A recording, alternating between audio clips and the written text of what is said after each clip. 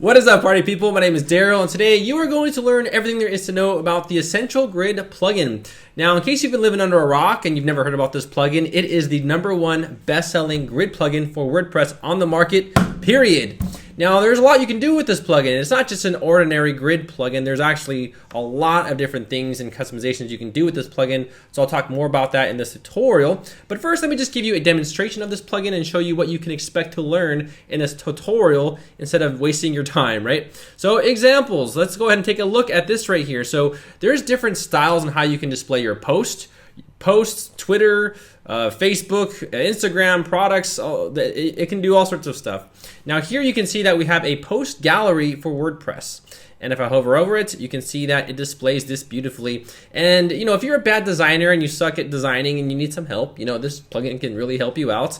And right here you can, you know, select different categories. Now this is just one of the many types of features that you can do with this plugin. Here's another one. You know, if you want something just simpler, you know, just a basic grid layout, but kind of clashy, kind of messy, you can implement that as well on your website. And if you're one of those obsessive Instagram girls and you want the likes and you want the pictures, well, you can get a lot of likes and pictures on your website as well because you can feed it directly onto your WordPress website. Over here, this is another example of what you can do with it. So they have this little display and it looks pretty cute. And this is just a demo that you get with the plugin as well. And you can check all of the other various demos as well. There's a lot of different styles, a lot of ways you can go around this plugin. Now there's a lot to talk about with this plugin. So in this video, I'll be showing you the basics of it. We'll be talking about the settings of everything to make sure you fully understand all of the settings with this plugin, because when you get stuff like this, you can bet your ass that it's going to be a little there's a learning curve to it, but by the end of this video, you're going to know how to set all of this up so you can have beautiful grids that look just like this right here. Now, I'm going to go ahead and make another announcement. I am not teaching this tutorial. I've actually brought over Sarah Oates from a web design company called Endure Web Studios, and she's actually going to help you with this because honestly, she works with this plugin a lot. So she has a lot of different websites that she uses with this plugin. So when I saw her work and I saw that she used the plugin quite a bit, I'm thinking to myself, you know, I think she knows more about this plugin than me because she creates custom grids. She creates her own styles of grids, because in this plugin you can actually design your own custom style. You can design the color, you can put the images, you can, you know, whatever you want to display, you can all do it with this plugin. So she really knows her stuff. So in this video, she's going to be covering this plugin, and I'm just going to kind of, you know, introduce you guys. You know, I'm the middle guy here. You can check out our website, Endure Web Studios. They do actually build websites for people, and you can actually check out their portfolio, and they are pretty nice out here. I will have to say maybe she's better than me. I'm not sure. Maybe we'll just put a big maybe right there. You know, I'm not sure yet. You know, I have to try my best. You know, I have to show my work. But she's a very good designer, so she's very fluent with this plugin. So she will be talking about this plugin in this tutorial. And again, right here, you can see that she's actually using it on her website right here. So that is pretty cool. So without further ado, let me go ahead and start this video. Sarah Oates will be teaching this tutorial. So without further ado, let's go ahead and get started with this tutorial. Hey guys, Sarah Oates here with Endure Web Studios, and in this video we're going to be looking at Essential Grid. We're going to look at what you can do with Essential Grid and why I think it is the best grid plugin on the market. So Essential Grid is really fabulous because you can customize just about everything about it, and that's why it's really great. A lot of people talk about the grid as being another alternative. I do think it's probably more user-friendly. However, if you want to customize it, it's not such a great plugin. This one, on the other hand, is fabulous. So we are going to be looking at custom grids, at basically if you want to make your own photo grid or something like that. You can be having filtering as a part of it. We're going to have a look at cobbles. So looking at grids that have this really unique layout, so not every photo is the same. In this example, we're actually setting what size we want these photos to be, rather than it just working that out based on the photo size itself. We're going to have a look at posts. So if you have a blog, or even if you have any custom post type, how you can display those custom post types. So for example, you could even be doing like property listings, for example, or any other custom post type that you have. we're going to have a look at some different ways that you can lay that out, and even how we can customize this. So this is just a layout that came out of the box. We're going to be looking at templates and how you can use those, but then how you can customize them so they can look a little bit better for you. And then, of course, we're going to look at the streaming services. So in the last updates, maybe about a year ago, they added all of the different streaming services. We're not going to go through all of them, but we're going to look at Instagram, YouTube, and Twitter as a part of how you can have streaming services showing and automatically coming in onto your website. So this is the Instagram one. This is actually an Instagram one that they have got on their website. So if you go over to the Essential Grid website itself, they have tons of examples of different templates that you can download. And so you're going to be able to download any of these templates. It's interesting the way they've changed it, because they used to have it where it would automatically download every single template that they had available. And they've now changed it so that it comes kind of really raw when you install Essential Grid, and then what you can do is choose which templates you want to install. So you can view them on the website, which we're going to have a look at in a minute, or you can come to their website here and you can look through what type of grid you're wanting to create, and then you can download one that's kind of similar to what you're looking to achieve. So when you're looking at these templates, there's a few things to keep in mind. Some things are really easy to change later. Some things are much harder to change later. So for me personally, when I'm looking at these, I want to look at the hover effects and whether or not those are similar to what I'm wanting to achieve, or the layouts in general. If something says it's full width, that's a one-click button. So don't think, oh, well, I can't use it because it's full width, or I have to use one that's in the full width one, because that's a really easy change. Whereas some of these other things, like some of the hover effects or some of the layouts, like this one here, for example, this layout, I think that one's actually a Twitter layout. So that one's not going to work if you're trying to do blog posts. So if you're trying to do a social media stream, I would pick one that is in here. That they have as an option. Masonry, you can actually make some changes to masonry, but essentially the layout, like this one down here, the layout is going to kind of work itself out based on the photo size. Whereas there are some masonry layouts, like this one here, where they're being actually really specific, and I think they're actually more using cobbles than anything there.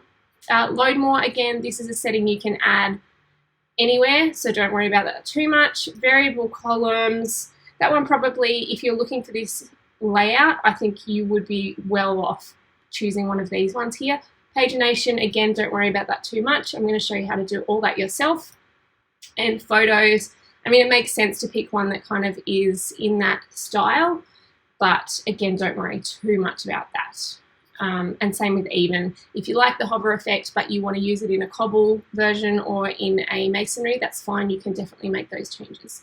So these are some of the templates and some of the things you've got to work with, and you can choose to install any of them and then modify them. And so that's what we're going to be looking at today, is how do you actually make your grids? How do you customize them so they look exactly like what you want them to look like? All right, let's go back over to our website. Actually, first, let's go to the Envato Market website. So this is a really important place to come, because this is where you purchase Essential Grid. So I am a big fan of paying for the plugins that you're using, and the reason for that is if you don't pay them, they won't keep updating them, and they won't keep looking after them, and they won't necessarily keep them secure. So I think it's really important to pay these companies. I personally wish that they had a developer license, because I buy a lot of these licenses, but I'm happy to pay for it because I can't remember exactly how much it is because I'm logged in here, but I think it's like $25 or something. It's not expensive, and so I highly recommend it. Let's log out so that we can see exactly how much it is. No, it's just logged me back in. All right, but I recommend that you pay for your version of Essential Grid. When you do, you will be able to download the license. So when you download it, it's going to give you a license key, and then you're going to be able to get that license key and chuck it here into Essential Grid. So let's go into the back end of our website and into Essential Grid. So when you first load up Essential Grid, you're probably not going to have any grids in here to start with, and you're going to see down here your opportunity to put in your license code. This is going to mean that you get all the updates, and it also means you get access to all of those fabulous templates, which is a great thing as well. And I do recommend signing up for their newsletter, because then you're going to hear when there's new updates or new features that are coming out. All right, so we have a bunch of grids that I've pre-created. Some of them have just come out of the template specifically, and then some of them have been created in other ways. So the first thing I want to show you is how do you actually download a template. So what you're going to do here is click on this button, Create from Grid Templates, and then let it load. And that's where you're going to see all of those great templates. I think there's even a few there that weren't on the other page. So again, they have a bunch of different filters, so you can look through and try and find what is the exact right one that you want to go with. There was one I was going to show you guys. Let's have a look. Oh, of course, you can, go through and look to your heart's content, and maybe even download a few of them. It will download some photos, so you might need to do some cleanup afterwards. But what we're going to do is, maybe we'll just go to even, this one here. I was thinking this might be an interesting one to have a look at. So if you click on the magnifying glass icon, it's going to give you an example of what that looks like. So it's actually kind of taking you to that website. I think this is a really nice, clean, simple layout. I personally think the cleaner and the simpler, the better.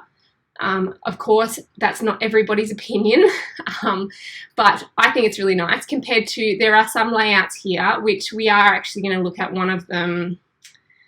I don't know where it is, but we'll find it in a minute. But there are some really out there ones, and I want to show you how you can pick and choose some elements from it. But I think this is a great layout. So now that we've had a look at it and we think, yep, that's really great, all you need to do is click the plus button and then click Install Grid. Then wait for it to load. Hopefully your internet isn't too slow. Now, I've already got more than 10, so sometimes it can hide from you and you can think, oh no, where's it gone? You can either change this up to 50, and then it'll have all of them, or you can just click on the number 2. So it goes to the bottom, the one that you have installed, and then what you can do is click on Settings. And now we are into our first grid. So here you can see that what it has done is it has automatically pulled in information from my website. So in this example here, you might think, oh, it was going to bring that in, but actually what this is doing is it's using posts. And it's bringing that information and those images in. So here we can see these are my blog posts, and I know that just because I happen to know that they are my blog posts. We've got a travel theme going on here, and you can see it's bringing in the title, and it's also bringing in the categories, which is quite nice. But let's have a look at how that's actually functioning in the back end. So the first thing to note is the title. You can title this whatever you want. It's obviously going to bring in a name if you're using a template, but you can title it anything that you want. You can change the alias. I like to keep it really simple. So if it is a blog one, I will just make the alias blog. And so if you change this to blog here, you'll see it will change the shortcode. And that's part of why I think it's really useful for you to pick a really simple alias. So maybe we're just going to name that whole thing blog. Now we're going to come over to source. So for this one, it's already brought in the source as being posts. So you could do pages if you wanted to. You might want to show like one page that kind of has a bunch of different pages, and you can do it by category. So you might have, you might be wanting to feature some sub pages in the website, and you select page, but then you would have categories, and so then you can select, but I only want the categories that are about dogs, for example. But here you can see we could do the same thing. So we've got posts. Now we're saying that we want to have all the posts, and at the moment, because I clicked away, we've only got locations, so we're going to select all of those. I think if you select none, you also get all of them as well. You can always click refresh preview to get the preview down the bottom to be updated based on what you wanted to have there. I like clicking save regularly. I think it's good practice, partly because sometimes things go wrong, and it's really frustrating when you've spent like half an hour on something and then all of a sudden it goes wrong. That's really annoying. So I reckon it's a good idea to click save regularly when you're making changes. So then as we come further down, we're going to see options. Maximum post is 6, maximum post previews is 6. Now at the moment that means it's only going to show 6 of our posts, and maybe we don't want that. Maybe we want to show a lot more posts. So if you get rid of all of these, you can see as you hover over here, it says defines a post limit, use only numbers, and -1 will disable this option. So let's see what happens if we've got nothing in there. Refresh it, and now you can see we're getting a lot more posts, which is great. So you can say I only want to show a certain amount of them, or you can just leave it and let it show as many as you want. This here is an important thing to learn about, because if you have YouTube videos, now this particular example for blog posts isn't going to be the same. This is more for custom grids, but it's a really important thing to note that you want it to show whatever is available, whether that is an image or a YouTube video, Vimeo, etc. And then you can actually drag and drop them so that it gives priority.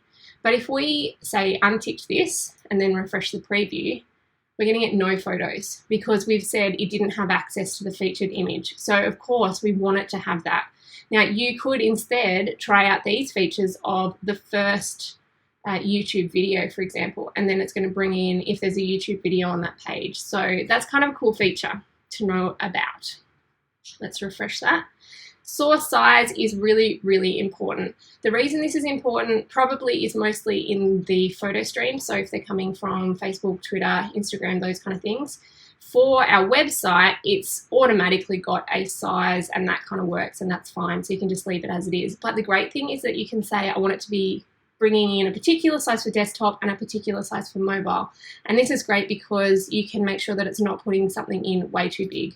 So our options here are all the different sizing options that WordPress will automatically format every single image in your website. So that's really great. If, for example, we went to thumbnail and then refreshed, we'll find that it's really blurry and it looks really horrible. Sorry. Sorry about that. And for the photo streams, I find that particularly, they often come in really, really small and it just looks really terrible. So I'm going to keep this as actually, we should play around with that because it's probably actually going to bring it in way bigger than what we need. So there we go. That's looking really good as large, and we might bring mobile down to medium and then refresh that. All right. So now we're going to go on to the next page. So pretty much that's already set for us because we picked a template that already was working for blog posts. If you didn't pick one like that and it happened to be on custom grid, for example, then all you need to do is come back over here and click posts, and then it actually saves all your information from when you were there before. So you don't have to worry about clicking away. You can actually set up every single type of grid all in the one grid while you're playing around and learning, and all the settings will still be there, which is really nice. But let's go to grid settings. So this one is set up to be boxed. What boxed means is, let me show you one of my grids in another tab. What box means is essentially that it will not go full width. So this is an example of a boxed grid. So you can see we've got white space on the side.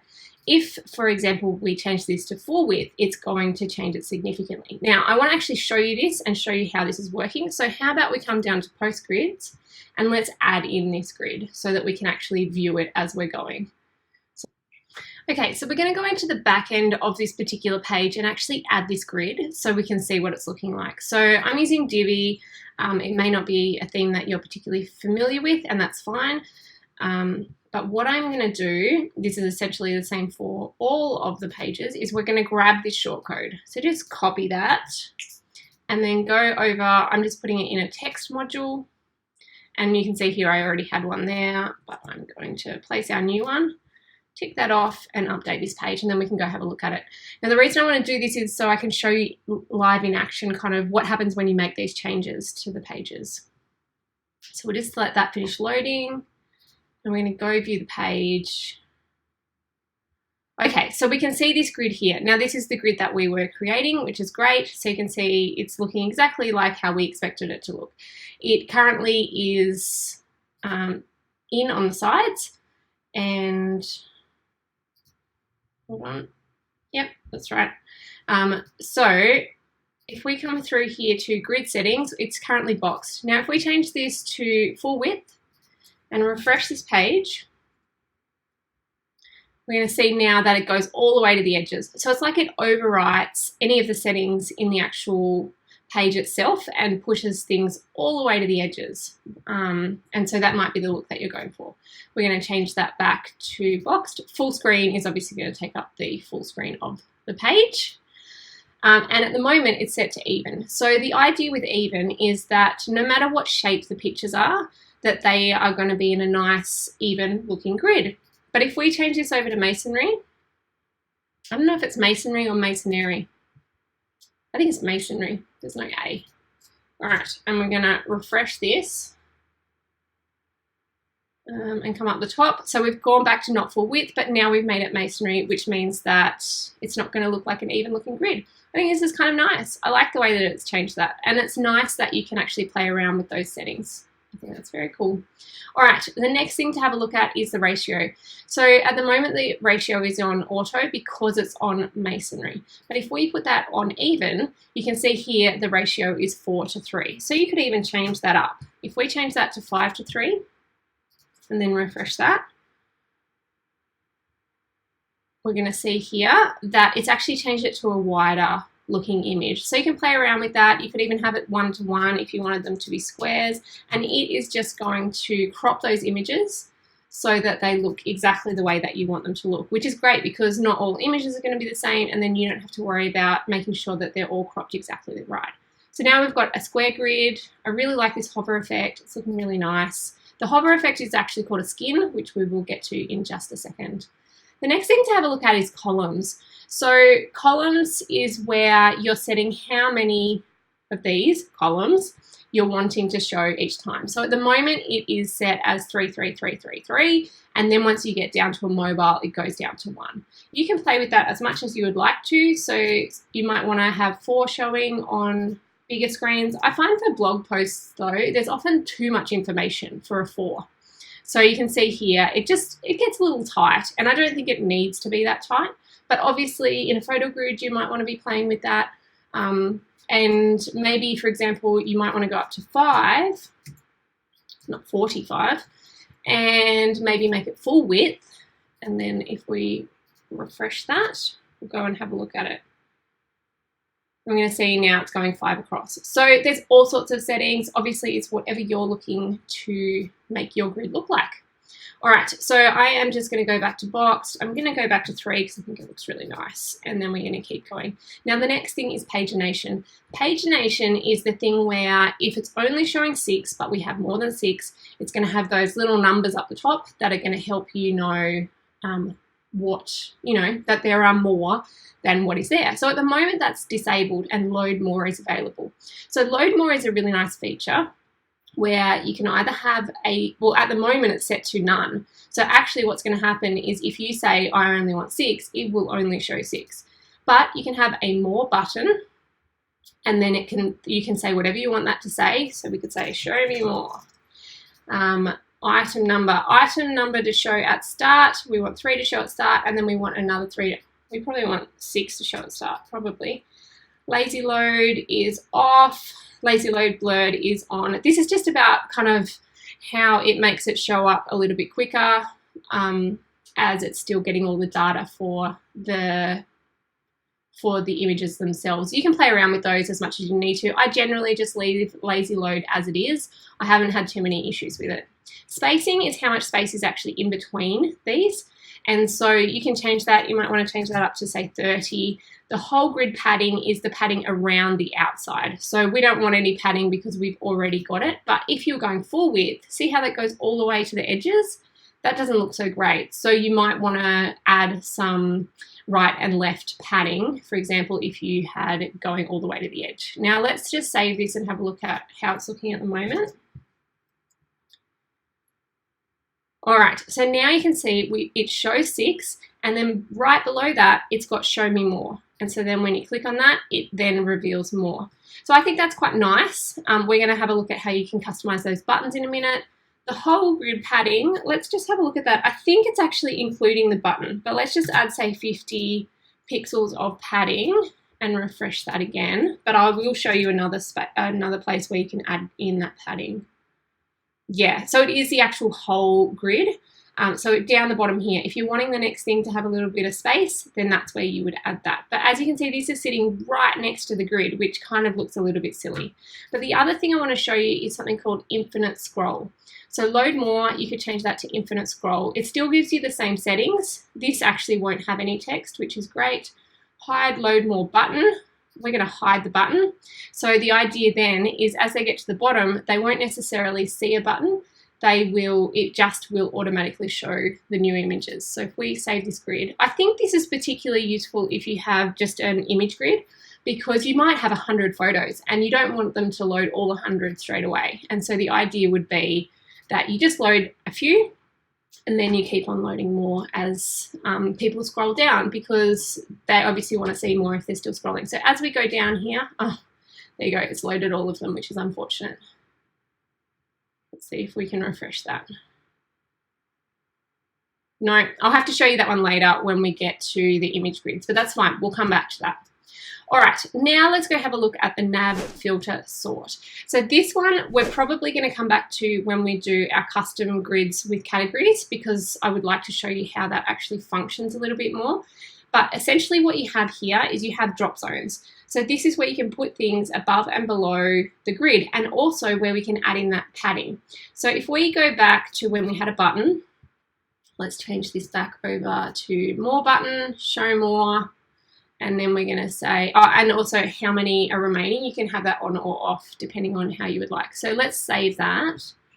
And then, sorry, what we're going to do is come over to Nav-Filter sort. And what we're going to do here, so this is where that button is going to show up. And what we want to do is add a little bit of margin. So drop zone padding, drop zone bottom one, drop zone bottom one. What we want to do is add some margin. So let's add 50 pixels of margin that is going to go between these two. And then hopefully it's going to mean our button isn't sitting quite so close. So let's refresh this page. Oh, it hasn't worked. Why not?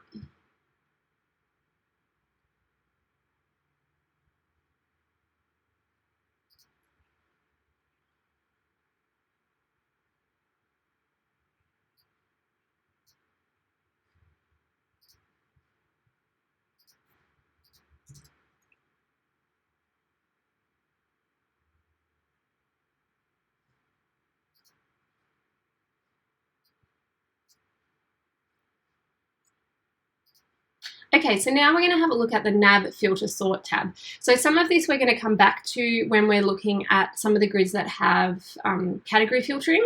But for now, I just want to show you how the kind of anatomy of this section works. The idea is that you've got all these drop zones. And so you can actually have navigation. So you can have arrows that are going between pages, or you can have pagination. So pagination in this example is where we've got the button. So we have the button, but what we want to do is actually drag this pagination, because we're showing that this is where the pagination is going to be functioning. And what we're going to do is just stick 50 pixels of margin on top of this pagination. And that way, that button isn't going to sit quite so close. So if we save this and then come back over to our grid and refresh it, we're going to see now we have a little bit of space between that. 50 might be a bit too much. You might want to change that to like 30, or even make it match these here. I think we made those 30. And then when you click on that, it's going to load more, which is looking really nice. So I think that that is sitting a lot better. So this is where you can add some space basically around these things. You'll be able to add search, sort, and filter, and these things are often useful to have right up the top here. Now, pagination, if you did have those multiple pages, that would be the same thing that you would be using there. I might just show you that option. So if we change this to enable pagination, so the settings for enable pagination, max visible rows will say 2, max rows on mobile, we might say 4. Autoplay would mean that it would scroll on its own. We don't really want to do that. And touch swipe, that would be on mobile. I don't think we want to have that. Allow vertical dragging. Let's just disable that. All right, we're going to click save, and we're going to go and have a look again at this grid. So we've said we only want 2 rows to show on desktop, and now you can see we've only got 2 rows, and then we have to actually click to go to the second page. And obviously if you had more, then you would have more pages there. But the other thing you can do is add in those arrows. So if we again come to the Nav-Filter sort, in that case you would drag these arrows and put them in the zones, click save grid, and then again if we come back and refresh this, we're going to see the arrows. So, I mean, it's not looking great in this example here with the arrows. I think it looks pretty ugly, to be honest, but it's something that you can certainly do if you would prefer to have arrows in there and then play around with the idea of being able to scroll, essentially, between all of the different pages.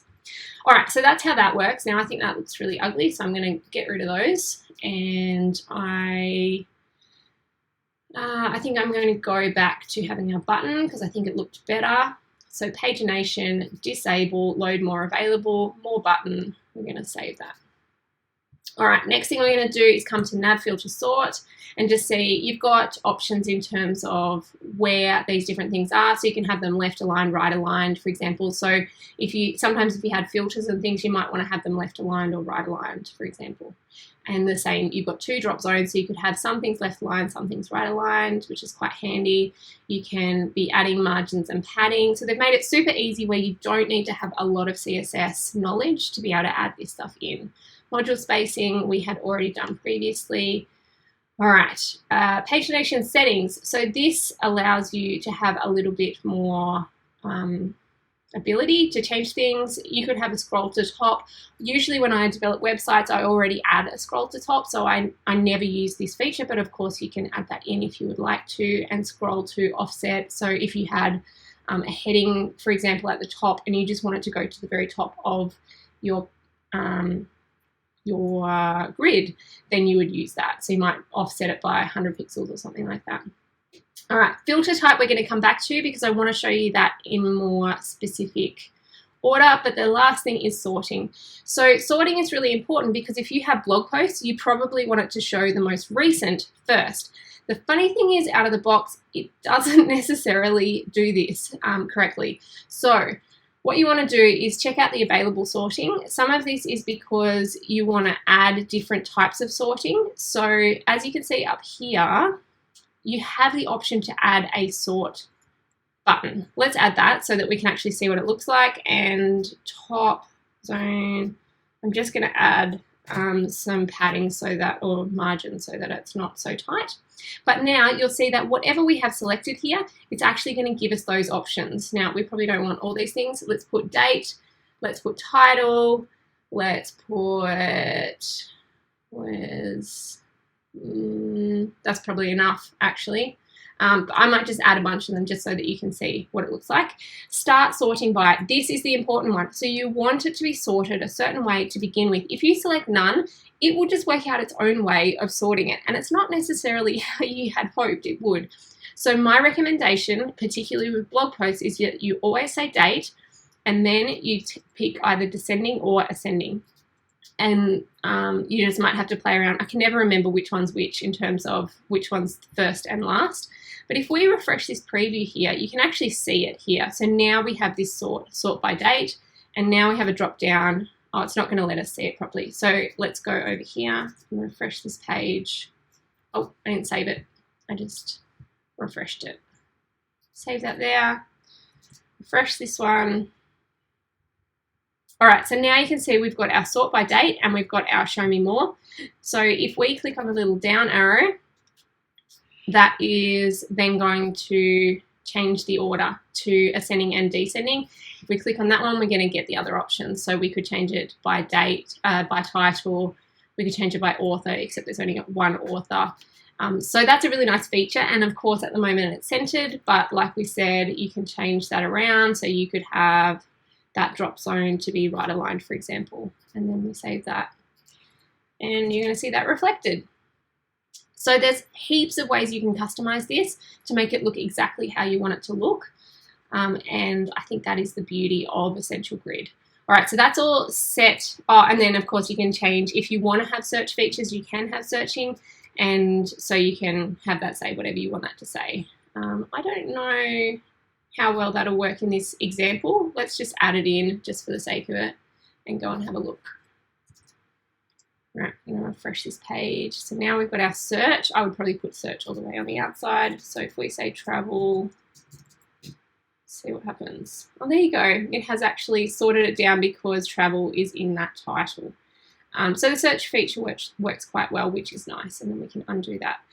The filtering is really great, which I'll show you. I can show you here. This one has filtering built into it. So if we click here, you can see that it is going to filter down by the different categories, and it's a really nice feature, particularly for blog posts, but even for photos if you're wanting to have them with different categories, so that people, like if you're a wedding photographer and you wanted to have like or you're a photographer and you had like wedding photos and you had portraits and you had corporate, then you could kind of have them all in the one grid, and then people can just filter through, and that's a really nice feature.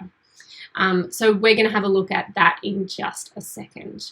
But let's just come back to our grid and keep on going through. So skins. Skins is where we pick what we want the hover effect to be. So in this example here, we have this hover effect. This is what came with the particular layout that we downloaded. But as you can see here, I think the ones that it comes installed with are these ones, these 9. There might be one extra one, but they've got their own filtering built in. And then every time you download a template, you're going to get these new hover effects. So some of these are super, super, super ugly. I've got to say, I think this one is ridiculous and really over the top. This is an Instagram one, but all you do is you click on this here, this little bar, then let's save it and we'll go have a look. It won't work properly because it's Instagram, but what you can see is really quickly you can change up the look of your grid. So you've got all your basic settings, but then all of a sudden you've got this overlay where it's got the title, it's saying, you know, have a look, except I think what it's going to do, because it's built for Instagram, is open up a lightbox, which it does. So it's not actually taking us to the blog post. But if you loved this, I'm going to show you in a second how you can actually customize the layout so that you can make it work for you. So it's showing the author, and obviously we would want to get rid of that love heart because that doesn't make a lot of sense. But maybe you love this and you could roll with that. But there are all sorts of ones, and basically every time you download one of those themes, you're going to be able to work with this.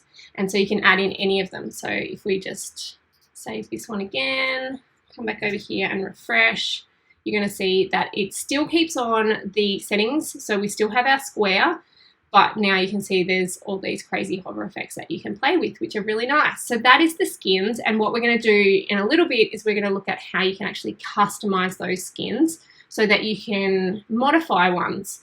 I personally don't think it's great to start from scratch because there's just so many settings. So my general idea is that I like to find a skin that is the closest to what I am aiming for, and then I just tweak it to get it exactly how I want it to be. All right, the next thing to show you is this here. So navigation. This one is really important because at the moment, this is how our navigation looks. And honestly, I think it looks a bit boring and ugly. I mean, sorry, not boring. I actually would prefer it to be even more boring. One of the funny things is that technically, in my mind, I feel like this should be dark because the text is in dark, but it's actually the opposite. So what we want to look for is all the light ones, and then refresh it, and then come back over, and we're going to see what that one looks like. And so you can see it just kind of changes the way these look. I think the simpler, the better, because I just think it looks neater and nicer. But obviously you can change it however you would like to. You can even edit them. So, you know, if you want to change it around, I've often just used CSS, but it looks like they've added in features so that you can do that a little bit better. So let's try Simple Light just to show you what they look like. So that's got a grey background. I still think it's better than having the border radius personally, but obviously it is completely up to you. Save that one and refresh. And again, you can see that's just really minimal, and that's actually the one that I used here, which I just think is much nicer. I think it looks a little bit more classy. So you can play around with those. You can change the main background color. I wouldn't recommend it because it causes all sorts of issues, but you know, you can go with it if you would like to. I just have it on transparent, which means that it's going to pull the correct background from what is actually sitting behind it. The next thing to come to is animations. So animations you can play with in terms of how quickly it's going to do bits and pieces, the pagination, so when it changes to the new page, how is it going to do that? You can change these to all sorts of crazy ones. Again, I like the simpler the better. I think it just looks nicer, but you can, you know, have all sorts of crazy things. You can change the speed at which it does, the delay, how quickly or how much of a delay it has, and apply the delay to the items or the columns or the rows, and then the hover animations. Now, a lot of these are set in your skin, and so I'm going to be showing you that instead. But, you know, feel free to play around with any of these sort of things. Lightbox. Lightbox we're going to come back to because it's not particularly relevant for this one, but when we go and do an image grid, we will come back to that one. Ajax is some of the more in-depth features that most of the time I never ever have to touch. So one thing to note is the source order. Sometimes this really matters. So if you have multiple sources, as in you're using videos or photos, then you do want to make sure it picks the correct order. So again, dragging and dropping, and if something's not showing correctly, just double checking here that you actually have it ticked when you want to have it ticked. And whether you want to show the close button when you do go into the lightbox, for example. And then it gives you some options to add in some custom CSS. So this stuff is really useful. I would say for the most part, most people won't need to muck around with the Ajax tab at all. The spinner I do like to change because I'm not a huge fan of this one. There's a few different options that you can go with. You can also change the color of it. I don't mind that one. I'm personally a fan of this one. I often use number 3. Number 4 is kind of fun. And then number 5, I think that's what we started with. But I like number 3. And then, of course, you can change the color if you want to. But I just think it's really subtle, which is nice. And you can turn it off if you don't want to have it on and you've got super fast hosting. Then you may not actually need it. And you may choose to have it off. API and JavaScript, this is again more in depth. We're not going to go into the full details of these, but if you're wanting to use any of those features, then they're there. And cookies, again, I never have to play with these. They're not something that has ever been an issue for me, but you can change the amount of timing that it keeps the cookies for, and then you can turn it on and off for search filter and pagination. So those are settings that are available to you. All right, let's save this and go and have a look at our grid one last time. So this is a post grid that we have now created, and we've been able to customize it from where it started until now where it looks like. Now, the next thing I want to show you is some of the other options for posts that are really interesting and I think are worth having a look at. So this is another one that, again, I got from a template. I think it's really nice having it in the way that it loads so that it isn't all just in squares. You can still change this to be squares if you wanted to. And then we've also got our filters, which is really nice. So let's just have a quick look at what this grid looks like. The question for me will be, what is this grid? I am just going to check which grid this one is. I don't know that it's going to show me that there. Let's just go in the back here, go to Essential Grid and see if we can find which grid it is. Right. I think it's this one. It's like gambling, not quite sure, but you're hopeful. All right, let it load. No, it's the wrong one. All right, I'll go and try and find it properly. Now, the reason I want to show you is because you're going to be able to see the filtering, which I think is really nice, but also the way that you can alter this one really simply. So this one is sitting here. Masonry grid hover. Should have known. It's really obvious, isn't it? All right, masonry grid hover. There we go. So we're going to go into the settings of that. The one thing I didn't show you there was you can actually duplicate grids as well, which is a really nice feature. It means that if you've got one that's pretty similar but you want to play around with it and you don't want to impact the one that you've already created, then you can do it that way. So here we can see we've got it all looking lovely there. If we go through to our source, you can see posts. It's got the 3 categories all showing, which is great. And that's, there's not much to report there. We've got it 4 across on really large screens. We've got it full width. So say, for example, we went to boxed and then refresh that. We'll just show you what that looks like, because I think it's worth seeing just how simply you can change it. So see that straight away, it makes it look completely different. Now we're going to go back to full width because I think it's really nice, but at the moment we've got masonry. So let's go to even and refresh that. And we'll just have a look at how that looks, because I think it'll crop those images so that they all look the same. And so obviously that's not going to work so well because it's now, because of the skin that we're using, that skin is designed to be masonry. So this is an example where it matters what skin you're using, because it has cropped it to be even, but now it's bringing that text further down the bottom, which is not ideal. So let's go back to masonry for that example. But what I do want to do is show you this navigation and filter. So if we come to this here, you can see we've got filter and sort and pagination.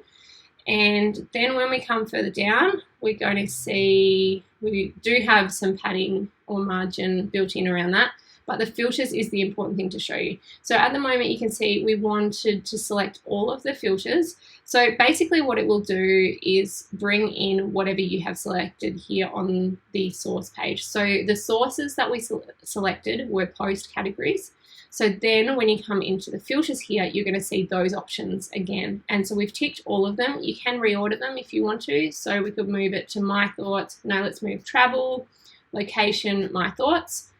So you can move them around, you make sure they're all selected. We have said we want these options as our sort by, which is great. And filter type is single. So I will show you multiple in just a second. If we refresh this, come back to our page, it's going to look a lot better again because we've gone back to that same layout, which is great. So it's changed that order, travel, location, my thoughts, which is great. And when you click on it, it only shows the blog posts that fit within that particular filter or those particular categories, which is great, but it only lets you do one at a time. So you couldn't do travel and location, for example. If you have tons of categories and maybe you somehow want to be able to show multiple, you would change that to multiple, and you can change this to the filter logic of and show all elements that meet one or more selected, or show all elements that meet all selected. So we'll leave it on or at the moment, which means that it has to have both showing. And then you can start the filter if you want to in a particular way. Deep linking, I don't actually know what that is. And drop down elements on hover. Let's just leave that for now and we'll go and have a look at it. All right, so now you can see what it's given us the option of is having these tick boxes. So if we click travel, it's going to put travel, and location, it's going to add travel and location, which means anything with travel or location, it's going to show both of them. If we change this to and refresh that, then what's going to happen is it will only show if it's travel and location. So let's have a look, travel, and then it's going to drop off anything that didn't have travel and location and bring that down there. So that's a really nice feature. Now at the moment you can see this is going across, but if you could imagine you might have like 20 or 30 categories, you will then of course want to change that from inline to drop down. And again, I'm just going to show you how that looks. This is really useful when you have heaps because obviously you're not going to be able to fit them all in the one big long row. So now it's become a drop down, and see how it's gone when we hover. That was that setting here. Drop down elements on click versus drop down elements on hover, and you can see them all there. It hasn't laid them out very nicely, so you might then need to play around with the CSS for that so that you can make it a little bit wider. But now you can select travel and my thoughts, and it's going to show up those three, for example. So that is how the filtering works. And again, you've got all of your sorting options, so you can still sort it by certain things, and you want to make sure you've got your start sorting by. It's a really important one to make sure that you've got that, because otherwise sometimes the order is just really, really out of whack. But essentially that's it for filter. You just have to make sure that you've got them all there, put them in the order that you want, make sure you choose whether it's inline or drop down. Drop down start text, so you can change that. If you do have the drop down, you're going to want to change that. I would often just say filter, for example. And then show number of elements is going to, if we have that on, just show you what that looks like. So then you can see how many are actually in each one. So that is how the filter works. All right, I think we have looked at our posts as much as we need to. Here are just a couple of other examples of posts. I thought these were really nice. Again, these came out of the templates. I think this is a really nice, subtle hover effect. And again, you could still add all of your filters if you wanted to, or you could keep it just really simple like this. You could have your load more button, or you could have it on infinite scroll. And I was going to show you how to edit this skin. We are going to edit some skins, and I might come back to this one particularly. But firstly, what I want to do is go over to custom grids, because I think we've spent long enough looking at our posts. So let's go have a look at some custom grids, because I think it's a really important one. I would say that is the thing I get most questions around, is how to make a custom grid and how to add the filtering. So we are going to have a look at that in this particular grid. I'm actually going to start this one from scratch and show you how to do this one right from the beginning. So if we go back to Essential Grid here, and essentially what we're going to be creating is another version of that. But what I'm going to do is say create new Essential Grid. And what it automatically does is it brings in this grid here. So this is, it's out of the box, like stock standard, how it works. So what we're going to do here is title this one as custom photo grid. You can then do this however you want, custom photo grid, and I'm going to leave that as is. You can add a CSS ID if you would like to. This is if you're wanting to target the CSS, but there's already ways that you can target the CSS already, so I don't usually do that one. All right, coming into source. The source here instead is going to be custom grid. And then you're going to choose whether it is just images, or it might be images and YouTube or Vimeo. You can do any of these things, and basically you just need to go and get the link that works with that particular one. So why don't we do YouTube featured image. Yeah, we're going to just do that for now. I'm going to have to go and find a YouTube video to do. We're going to leave these on original size for now, but then what we want to do is add items. The easiest way, I think, is to come here and then click on the icon that you wanted. So if you're going to add YouTube, you would then just go and find the YouTube ID. I don't have a YouTube video ready to go, so I might have to come back to that, but essentially all you would do is go and find a YouTube video. So if we go to YouTube Essential Creator, we'll find one of my videos. So here's one of my videos. You can't see it here, but up in the URL, that's one of my videos there. What we can see is, there's usually a share button. If you click this share button, you're going to see here, this is what we're looking for. So if we copy that and bring it back over to our grid that we're creating, and you can specifically select an image if you want to, or you can let it pick one, but you could select one if you wanted to. Video ratio, so you can pick what you want that to be, and then you can say if you want it to actually link off to the video itself, or you're just wanting it to open in a lightbox. We'll probably just let it open in a lightbox for this example. And then if it's in a cobble, then you're going to say the sizing of that. I'll come back to that one and explain how that works in a minute, but let's just add that element. And you can see it's automatically pulled in that image. The sizing is pulling off the settings of the particular page. So I'll show you how that works in just a second. We're going to add in some images. So click here on image. I'm going to add bulk because it's just easier than doing one at a time. And what we're going to do is grab a bunch of these images. my travel images, and we're going to say choose images. The reason I like doing bulk is because one at a time is just a bit of a pain with Essential Grid, to be honest. So now it's brought them all in. It's got this really ugly hover effect, but that's fine. We can fix that in a minute. And it's got this particular sizing. Everything's really close together. So this is what it's going to look like out of the box. And this is part of why I think using a template can be easier, because it will automatically have sorted out some of these settings for you. Coming over to grid settings, we would leave this maybe on boxed. I mean, images often look good full width, but that's okay. We'll leave it on boxed. We'll leave it on, we might change it to masonry so we can see what that looks like. And then refresh this preview. The masonry doesn't show properly in the preview. I should have said that.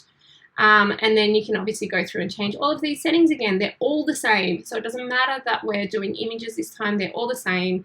We're going to have options of how many we show, the pagination, whether we want that to be showing or not, whether or not we want it to be infinite scroll, if you're wanting to put spacing between the images, for example, or if you're wanting them to be really tight and close to each other.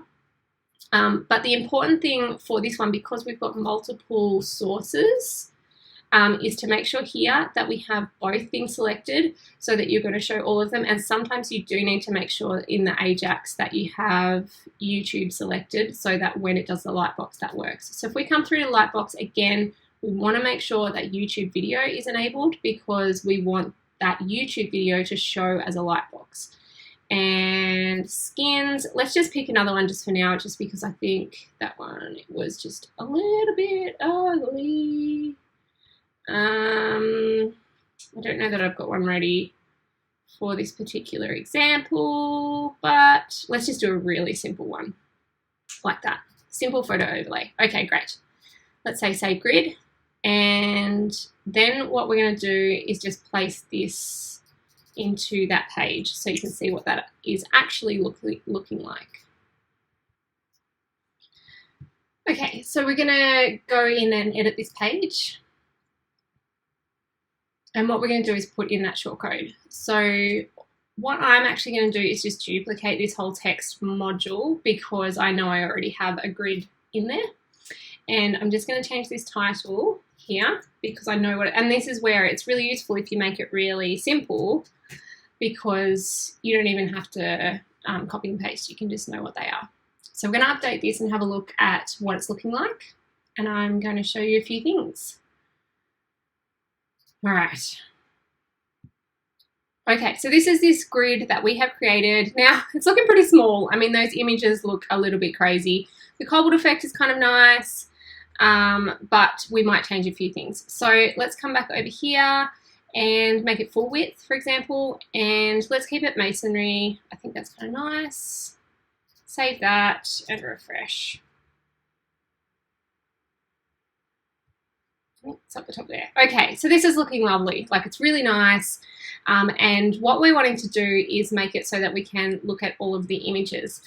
Now, one thing that's really important in the lightbox is to make sure that all of this is going to work. Is we need to make sure that featured image and YouTube video are set to show. And I would put YouTube video first because we want to prioritize YouTube video over pictures, and I will show you in a minute why that's an issue. At the moment, we've got it set to gallery mode is single mode, and I just want to show you what that does. So if we go and click on an image, it will, oh, sorry, I have to refresh because I just added the feature image to show in Lightbox. So if we click on this, oh, I haven't saved it. Sorry, having one of those days. All right, refresh this page. Okay, now if we click on this, we're going to see the featured image, which is great, but that's all it's going to do. It's not going to let us go and look at all the other images like in a slideshow. So what we're going to do is come back here and change this to all items. Or if you have filtering in your grid, then you would change it to filter based on all pages. But we're just going to say all items, which is fine. The next thing you can choose is whether or not you want to do the show title or not. And then autoplay, which is kind of a nice feature. So if you turn that on, this is 2 seconds. I'll show you what that will do. Okay, so let's go back and reload this page. And now if we click on this one, you will see that it loads and then it just goes through every 2 seconds and it looks beautiful, and we have this lovely looking slideshow, which is great. However, when we come down here, we have our lonely little YouTube video, and it's got the image it's pulled off YouTube, which is fine. But when we click on it, it plays in this tiny little square. And yes, we can click on this button, but that's not very functional because we just want it to open in a lightbox, right? This is where it gets a little bit tricky. In order for you to do this, you're going to have to make a decision. Do you want it to just automatically pull the YouTube image, or are you willing to put your own image on there? So what I want to show you is our alternative, which is you need to actually place an image on top of here instead. So if we click on this cogwheel, we're going to see here we've got our YouTube ID, but we didn't select an image. So if we go and select an image, it does not matter what image it is. Let's choose this little, we'll choose this one because I think we've used those other images, and then say choose image. Obviously you would want to maybe replicate this same image that you had on YouTube, or something else similar, something that shows that it is actually a video. But yes, we'll have it like that, and that's fine. We'll say save, and now we will save the grid. Okay, so we're going to save this and then go back over and reload our page. And then we're going to see that we've got this image and we've still got this nice little icon, which is great. And as we open it up, it's now going to play. However, it then goes 2 seconds later onto the next image. So in this particular example, you're not going to be able to have the autoplay if you're going to want to have images along with videos. And so what we would do in this case is, of course, turn off the autoplay, save it one more time and go back. So that is just the downside, that if you want to have images alongside videos and you want it to open up in the lightbox, you are going to need to accept the fact that you are going to have to choose an image, and that's it. Like, that's just the way it is, and you're just going to have to live with that. So that's the downside of how it works. If you, however, are doing a YouTube stream, which we're about to move on to in just a second, then you won't have that image and it will automatically pull that in. But if you want to make a custom grid and you want it to include videos, you are going to have to put that image on top. Now, the other thing to show you in a custom grid is how you can move images around. So when you come back into the back end here, what you're going to need to do is actually, there's a few different ways to do it. One way is just to simply click on this little arrow and you can just kind of move them one at a time. It's a very slow system. Or you can click on this little one here and it will allow you to choose where you want it to go. So if you want it to go at the end, you could say I want it to go after number 100. And then if we scroll all the way down to the bottom, we're going to find that that's moved all the way there. If we want to move our video to place number 1, then we can do that. And it actually goes to number 2, and then I just move it that way. You can technically pick it up and drag and drop, but I don't find it very simple to work with, and I just prefer to use the arrows, but each to their own. Okay, the next thing to show you is if you want to filter these images by different categories. For example, we've got this whole travel theme, so we're going to put in some filters so that people can kind of filter out some of the images. So the place that you're going to do that is here in the cogwheel. Now, there's a few things to note in here. This is a really slow process if you're wanting to add information. Say, for example, you wanted to have titles. The title it is going to pick up is going to be here. So item data, title. It will automatically pull in the name of the image. So I highly recommend that you bring in the images first and then rename them, because as soon as if say you did all this work to add in all of these different titles and then you went to go put the image on top of it, it would rename the title. So that's just a frustrating thing that is worth knowing about from the beginning. So rename that title if you're going to show titles, obviously. The next thing to note is that you need to put in your filters up in this section. So when I was testing it out, I obviously put it in the wrong section, which is the category list. We don't want it there. We want it in the filters, comma, separated. So just put them in there, click Save Changes. We're going to go select a few different ones just so that we can see this in action. So up here, just say that one is travel. I'll just grab a few of them just for an example so that you can see kind of how it functions. And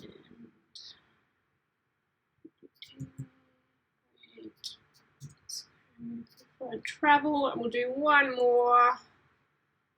Have we done that? I can't remember. All right, and maybe that one can be just beautiful and lifestyle. Okay, so we click save, which is great. Now the problem at the moment is that we haven't actually shown our filters, so we do have to set that up. So go to Nav-Filter sort, grab your filter number 1 and put it here. And then what you're going to want to do is maybe just add some margin. So under drop zone number 2, we're going to add 30 pixels there. Then come down, it's automatically going to be set like this. So filter all, you can change that text to whatever you want that to be. Inline, I think looks nicer if you don't have very many to show, which is great. And then that's it. So let's click save and then come back over and refresh. And now you can see we've got our filters, which are looking great. So it's automatically going to pull those in once you set those in, and they're working beautifully. I don't love the look of this, but that's okay. And then filter all goes back to all of them showing. So that is how you do a custom grid with photos and videos and being able to play them in a Lightbox. All right, we're getting there. We're getting through things. We have 2 more things to go. The first thing is our streams. So we're going to have a look at Instagram, YouTube, and Twitter. I'm not going to go into massive detail about the process of how you get the details from those providers that you need to. I will show you a little bit, but some of that is just a matter of following all of the instructions that they give you, and sometimes they change it. Facebook used to be really, really easy to do with Essential Grid, and now it's a nightmare. I just tried to get my API approved through Facebook, and they rejected me when I was trying to get it set up for this so that I could get it, so I could show you. So sometimes they make it really complicated. Instagram is a breeze. So we're going to have a look at that. And then finally, we're going to finish up with a little bit more work on how to customize the skins. All right, so let's have a look at Instagram. Now this Instagram one is straight out of their templates. So I haven't done anything to it at this point. This is just how it was built. It is a pretty crazy skin that they've got going, and I don't know what account that is they're looking at, but we're going to have a look at how this one works. So come back into the back end of Essential Grid, and we are going to go and find that one. So Instagram stream settings. Okay, so in the back end of the Instagram one, what we've got here is the stream and then Instagram, and then what we're going to do is we can either have people, tags, or places. So they are obviously had one already set up, which is great, but what we want to do is put in something of our own. So I'm going to put in this particular one here. So what you can see is, if you just move this down, you can see up here we've got East of Africa coffee. So I'm going to copy that, and I'm going to bring that over here and paste that in. And then save that, and we'll go have a quick look at that.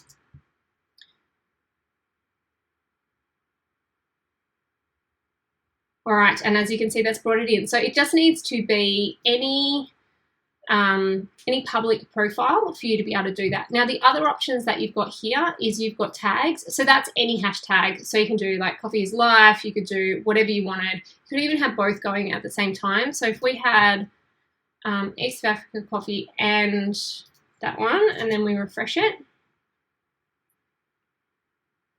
we're going to see a mixture of the two, which is just kind of a nice way, and it's just kind of going to go by timeline essentially. So you're probably going to get more of the hashtag things just purely because they're going to be more frequent.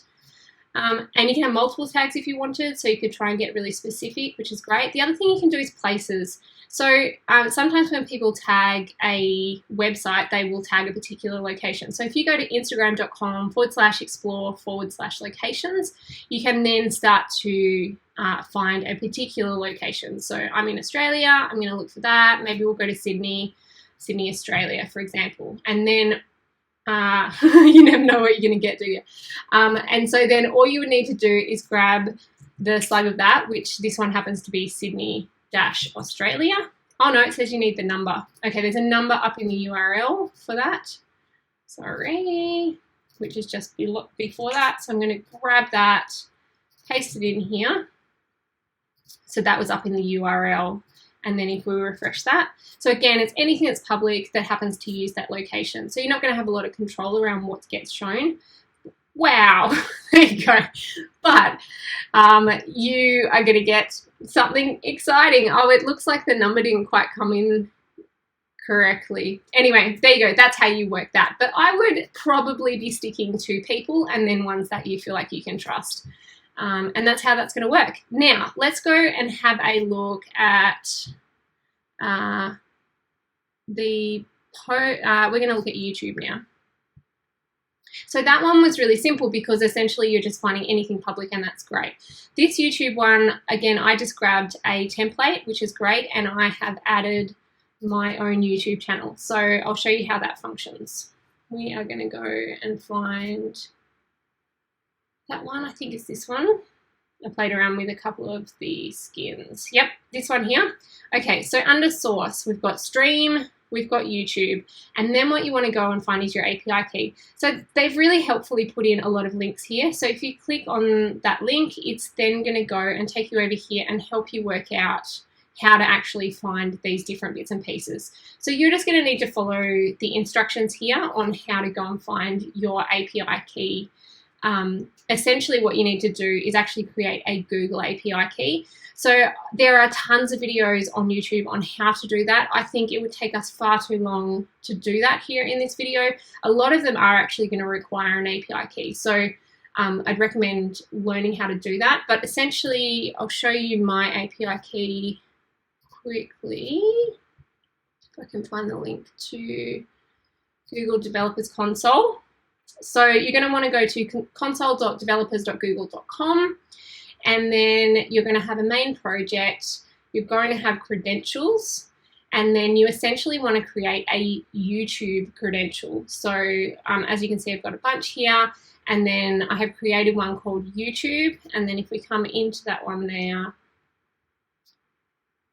you're going to see that at the moment I have no application restrictions, and API restrictions restrict key, and I've said that it's only for YouTube. Obviously, if I was doing this for a long-term thing, I would also add a HTTP referrer so that it only worked from one particular URL. But for this example, I'm only doing it quickly and I will be deleting it. Okay, so we've added in the API key. The channel ID, that one is if you just go to YouTube, and then you go to your channel,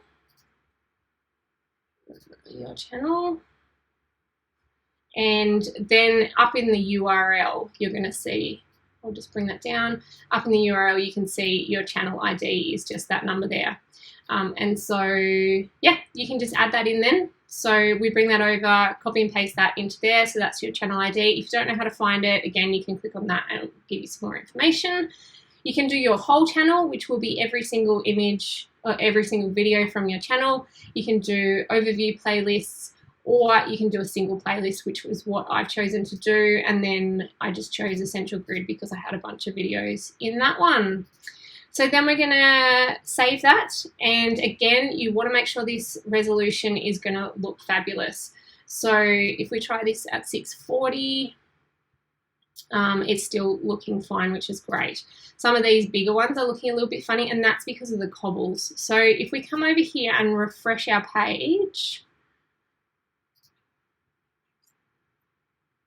you can see all the images there, which is great. They're a little bit cropped off, which is a bit funny, but we can actually make some changes to make that look a little bit better. Now, the first thing is I don't think the cobbles work, so that's my personal preference. So I'm going to change that in the grid settings. I'm going to go from cobbles, which is kind of fun. It's a fun idea. I think probably cobbles works a lot better if you're going to do it for images, like in this example here. I think that functions a lot better for cobbles than these YouTube videos, because YouTube videos are always going to be the same size. So I'm going to make these even. I'll leave it on 5.3 and click Save Grid, and then let's go and have a look at those.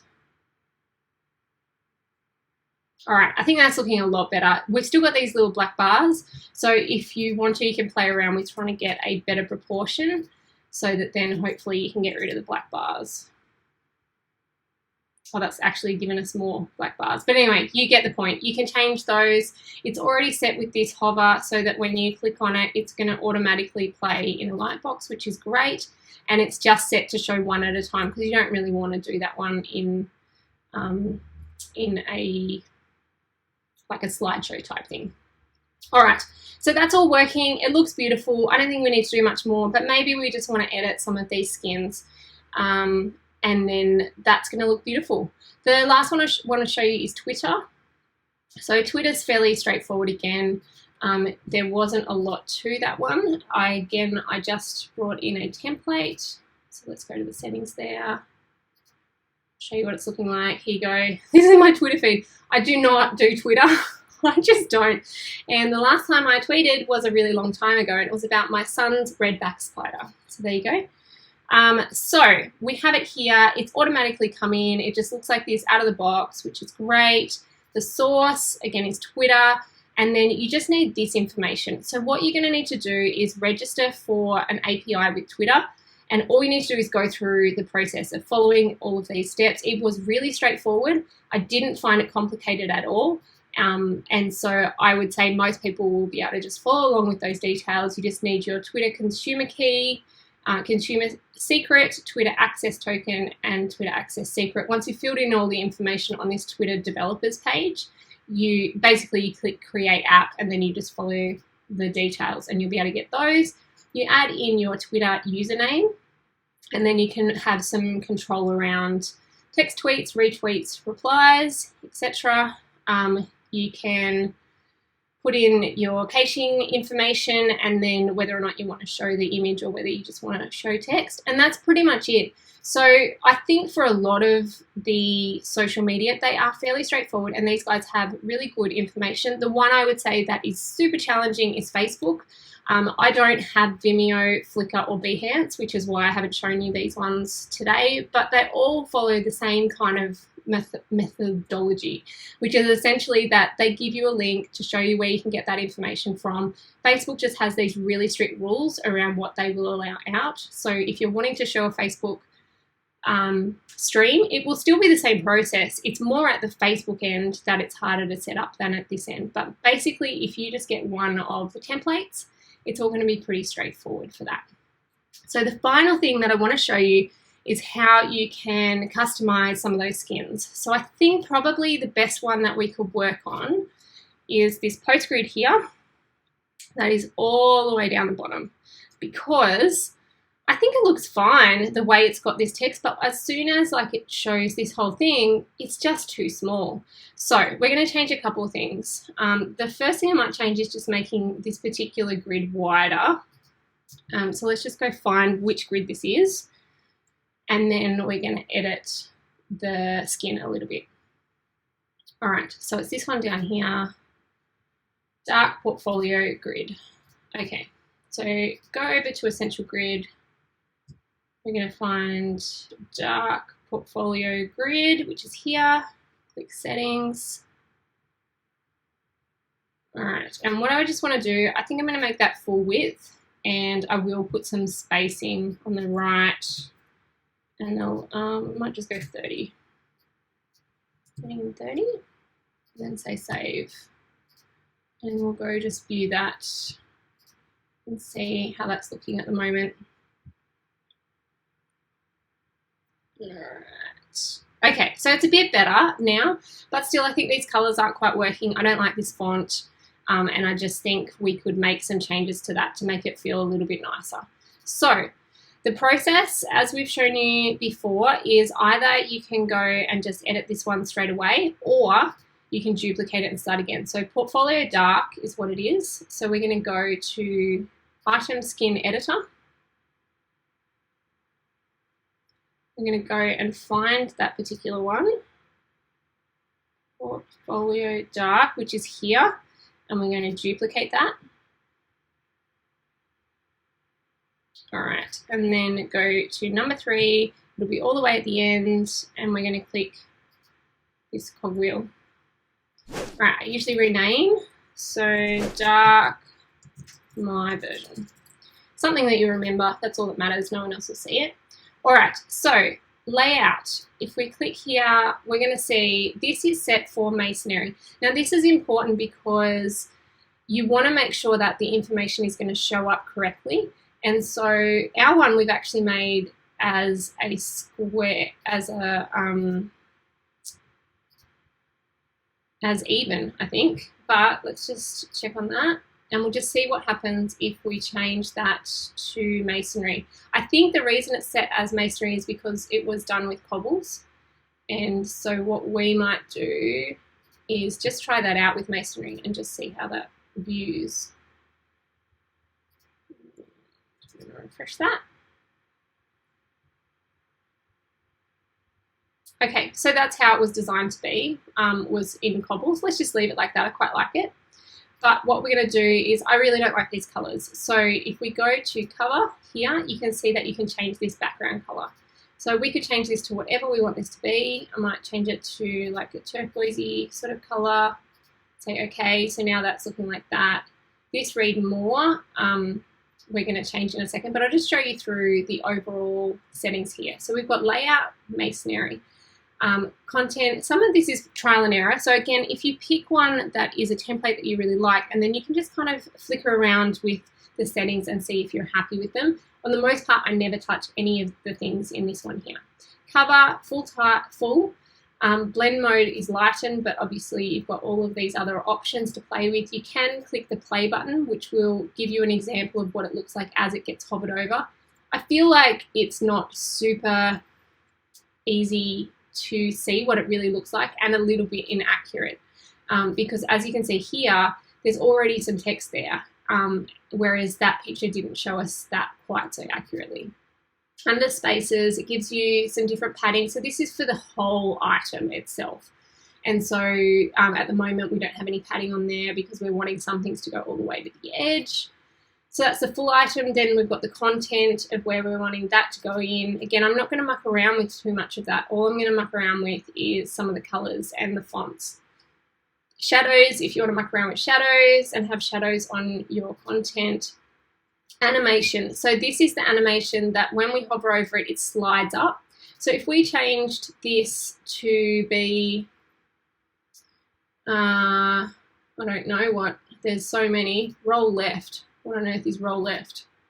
Then there you go. So you can see all sorts of different ones and what they look like, and you can just keep on playing with them until you find one that you really like. I often just really like a good old fade because I'm a little bit boring like that. What was it on? Slide up. I think we'll leave it on slide up. And then it shows you how quickly it's going to do that. And then the in and the out is about whether it's when you hover over it or when you're coming off it, for example. And the link is about where it's going to go to. And the link, we're actually going to have it on the button instead, and so we don't actually have it for the whole one there. All right, to come down to layer settings, and we're going to, you need to actually click on the particular one you're wanting to edit. So click on the stop because we don't want to be doing everything. You can change this to say something else if you would like to. Currently the source is text, but if you're doing it for a post, then you could actually have the post title, for example. But what we want is we want it to say read more, and we want it to link to the post. So when they click on it, it goes to the post. You can, of course, have it go to Lightbox. So probably the most common ones are post and Lightbox, or else you could do a share for social media type things. You've got all of these icons down here, so you can play around with all the different options. There's even shop options. We haven't even gone through shops in this, but we can't go through everything. All right.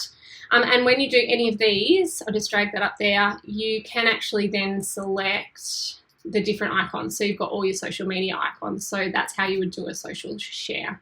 If you do one that you want to get rid of, just click on it and then click remove and then click OK.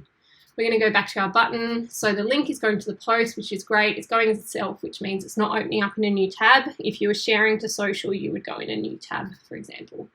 The animation is what it's going to do. So again, you've got all those options. So at the moment it's set to flip up and it's set to flip in. And then the duration is straight away. Show and hide is around, you can have settings around desktop and mobile, which I think is really useful because sometimes it's not relevant for for mobile. And of course, then we have style. Now, this is probably where you're going to spend the most of your time, which is on the style. So at the moment, it's got a particular font, which is fine. The background, I think, is horrible. So let's just change that to like a black. I think that's looking much nicer. I don't know why the text is doing that. Let's just save this skin. We'll come back over to this one and refresh. I don't know if it will have our new one there yet. No, it doesn't. So what we're going to do is save the grid, go back out and come back in to our dark post grid, and then add this new skin because we've duplicated it. So, oh, sorry, we're in the wrong post. Dark portfolio grid is the one that we're wanting to work with. Yeah, that's better. So because we duplicated it, we actually have to go and replace the new one, dark my version. And then we're going to say save grid. And then we can go and view this and see what it's looking like.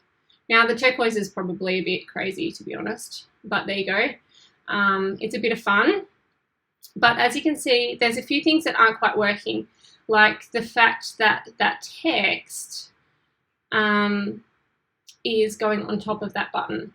And so you might just want to play around with how that is working. So go back over to our skin and post content. I think what we want to do is actually move this all the way up. Yeah.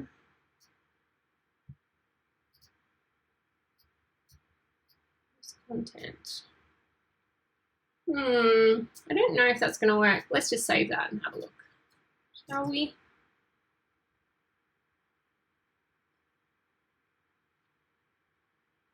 There you go, that's looking a little bit better.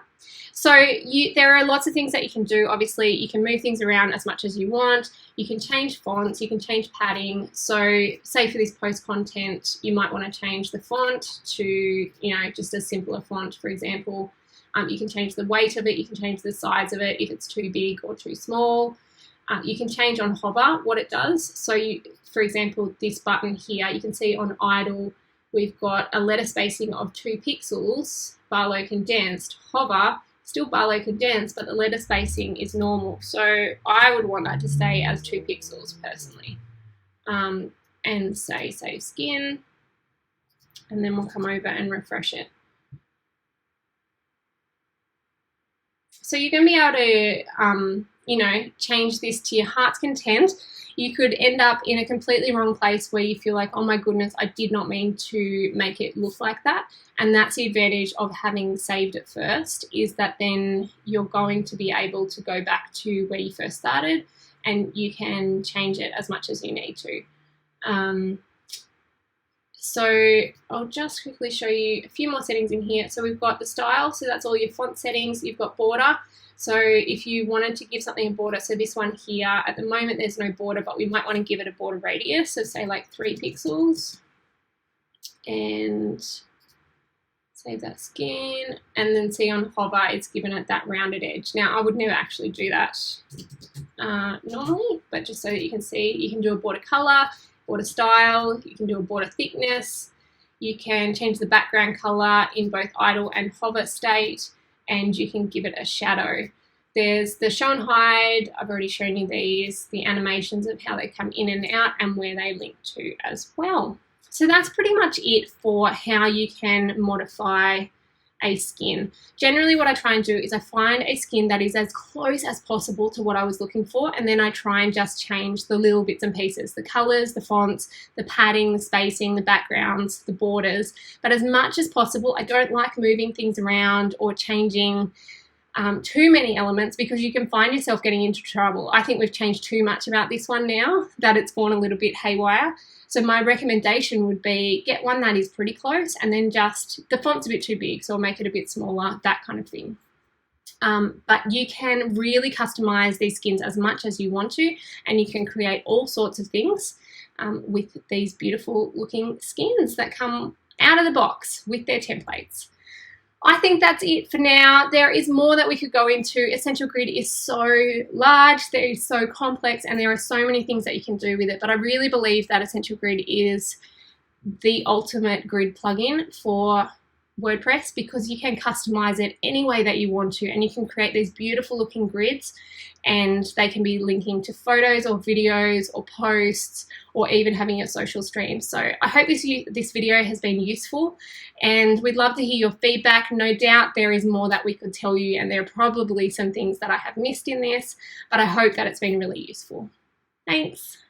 Well, you finally made it. Well, I want to go ahead and give a big thanks to Sarah Oates for helping me make this video. She's a pro at this stuff, and she spent her time to show us how to use the Essential Grid plugin. So again, big thanks to her. Also, if you have any questions for me or her, you can go ahead and put them in the comments below as well.